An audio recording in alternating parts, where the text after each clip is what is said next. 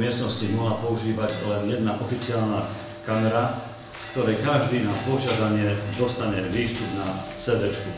V podstate tak by to bolo, myslím, že najsprávnejšie. Sú tu väčšinou fyzické osoby a občiansky zákonník niečo hovorí v podstate, že vlastne bez súhlasu fyzických osôb nie je možné natáčať týchto ľudí.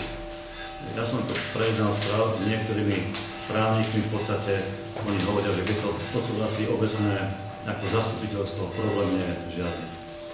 Takže ja by som sa vás opýtal, kto je za to, aby sa v tejto miestnosti mohla používať len jedna obecná kamera, z ktorej každý na požiadanie dostane výstup na CD-čku. Dávam hlasovať, kto je za to, nech zdvihne ruku.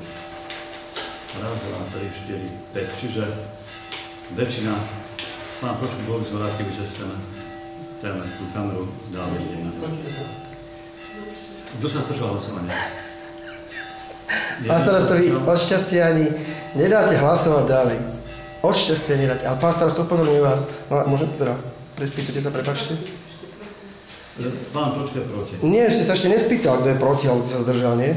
Pýtate sa kľudne. Ja som sa pýtal, pán Pročko, len vy ste nepočuli, lebo natáčate, takže teraz by ste mohli skončiť uznesenie prijaté.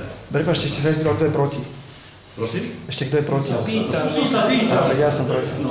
Pán starosta, ja chcem povedať, že porušujete ústavu a zákony Slovenskej republiky, lebo toto je verejné zhromaždenie. A na toto zhromaždení si môže každý človek natáčať zasadnutie obecného zastupiteľstva. Pani Holcerová, pani Fajčiková, pán Udvardi, pán Turek a pán Kokavec. Porušili ste základné práva a zákony Slovenskej republiky. To sú tí 5 poslanci, ktorí vždy hlasujú tak, ako chce pán starosta. Pán starosta...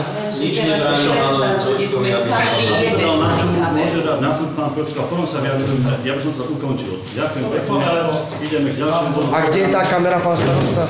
Tam je oficiálne... Tá nezaznamenáva zvuk, pán starosta. Zaznamenáva, to si buďte istí, zaznamenáva zvuk, pretože má zvukový výstup. Tam je mikrofón, ktorý teraz boli znovu spraviť, ale silnejší, zaznamenáva. Každý to bude mať k dispozícii, každý oficiálne. Ďakujem vám, ja by som prešiel ďalšiemu do programu, aby som vás prosil, prestaňte ako natáčať.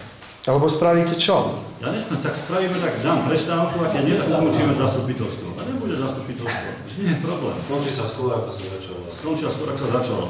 A vy dokážete svoju právu, tak môžete cestou súdu, cestou prokuratúry. Veľakrát sa stalo, áno, že sa pomýlili poslanci, prokuratúra zastavila uznesenie. Môžete, nech sa páči.